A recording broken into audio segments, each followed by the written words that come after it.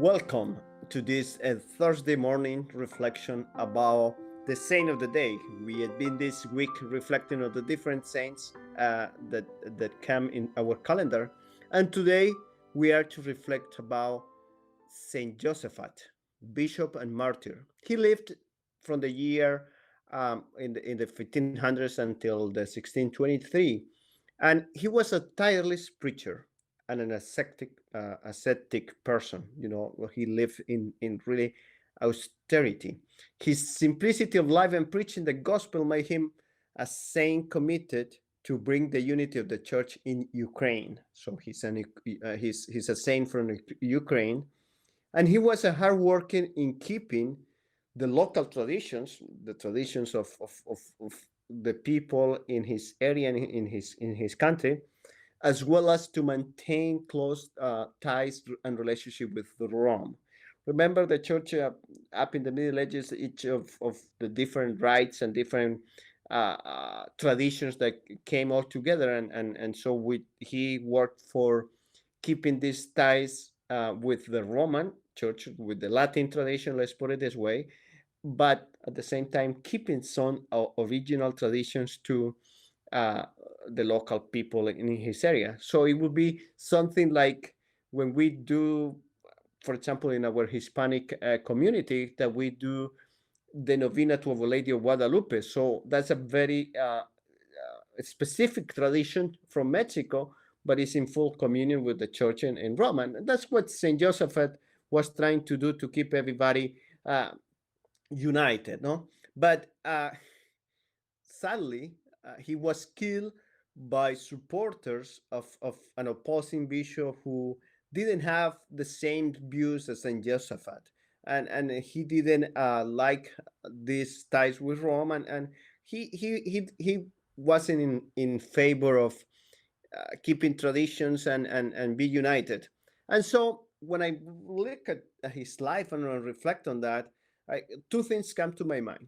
First of all, the importance of having an open mind. To keep in mind that we have to have an open mind, and having open mind is lead us or help us to understand others and to create ties with others that will last a lifetime and they are life giving.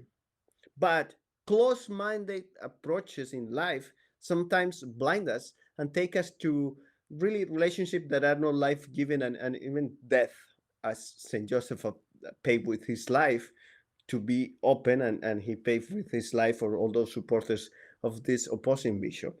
And the second thing that I was thinking is that, and I want us to reflect this upon asceticism, the austerity, to live austere lives. And when we this or when we talk about ascetic lives, we may think like all those desert fathers, in the early church, that they left everything and went out to the desert and create monasteries. And actually, there were men and women who did this.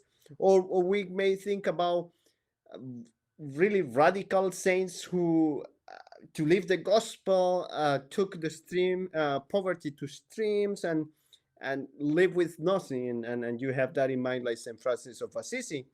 And this is something that I struggle sometimes. Austerity. I I I want to be an austere person. I want to try to live an ascetic life, and again, stuff comes my way. I don't want to have many things. I don't want to have. I just want to have the basic. But sometimes, we keep stuff keep coming my way, and I keep accumulating, and I struggle always with that.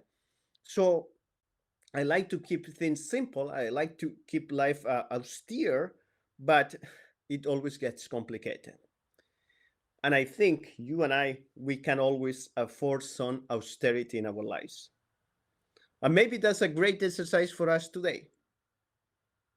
And maybe that's a great exercise for all of us as Christians, and not just for a crazy saint who decides to live the virtue of poverty to the stream, but something that could be live here, live here right now, that we could live it out. So for today, I want you to reflect upon two things. Ask yourself, how open minded are you? So ask yourself, how am I? Open minded or not? So to see if you are open minded, ask yourself, how well do I receive other people's idea in my life, other people's ideas in my life?